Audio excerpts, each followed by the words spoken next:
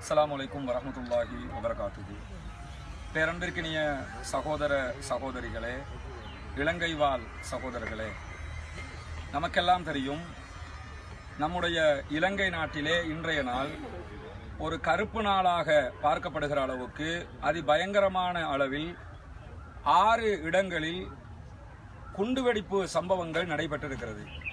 கொழும்பிலே 5 இடங்களிலும் பகுதி சம்பவத்தை பொறுத்தவரையில் இதனை யார் செய்தாலும் வன்மையாக கண்டிக்கத்தக்க, மனிதநேயத்தினால் ஏற்றுக்கொள்ள முடியாத மிகவும் கொடூரமான ஒரு காரியம் என்பதில் யாருக்கும் எந்தவித மாற்று கருத்தும் கிடையாது.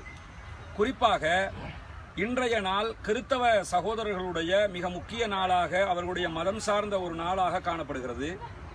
இந்த நாளிலே 3 வணக்கத்தலங்களில் இந்த குண்டுவெடிப்புகள் நடைபெற்றிருக்கிறது.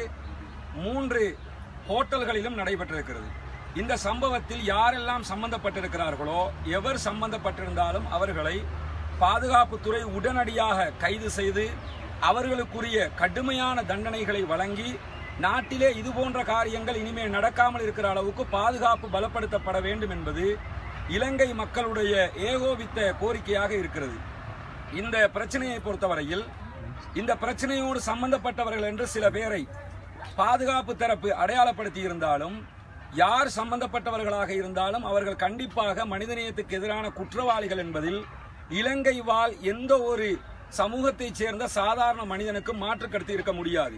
அந்த வகையில் அவர்கள் மீது கடுமையான நடவடிக்கை எடுக்கப்படுவதோடு நாட்டிலே அனைத்து பகுதிகளிலும் பாதுகாப்பு உறுதிப்படுத்தப்பட வேண்டும் என்பதுதான் அனைத்து சகோதரர்களுடைய தெளிவான நிலைப்பாடாகவும் இருக்கிறது. அந்த வகையில் இந்த ஒரு சில நாட்களாக தொடர்ச்சியாக இலங்கையிலே பல பகுதிகளிலும் சுற்றுலாவுக்காக பல மக்களும் சென்று வரக்கூடிய ஒரு நிலை காணப்படுகிறது. கடுமையான சம்பவம் நடைபெற்றிருக்கிறது.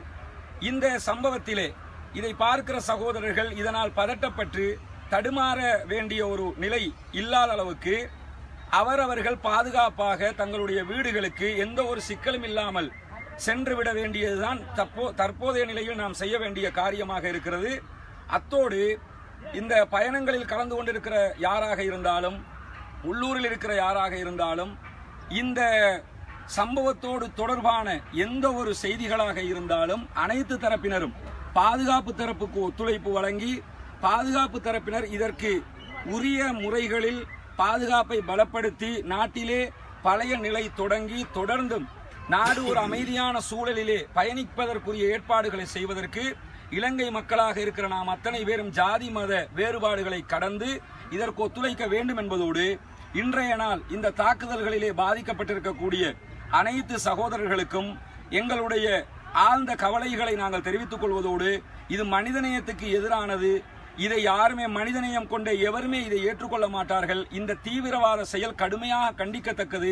இது ஒரு பயங்கரவாத செயல் என்பதில் யாருக்கும் எந்த மாற்று கருத்தும் இல்லை என்பதோடு, மீண்டும் ஒரு முறை பாதுகாப்பு தரப்பு தங்களுடைய பாதுகாப்பை பலப்படுத்துவதோடு, பாதுகாப்பு தரப்புக்கு அனைத்து சகோதரர்களும் தங்களுடைய ஒத்துழைப்புகளை வழங்க வேண்டும் என்பதை இன்றைய நாள் இந்த ஊடகத்தினூடாக நாங்கள் இந்த செய்தியை தெரிவித்துக் கொள்கிறோம்.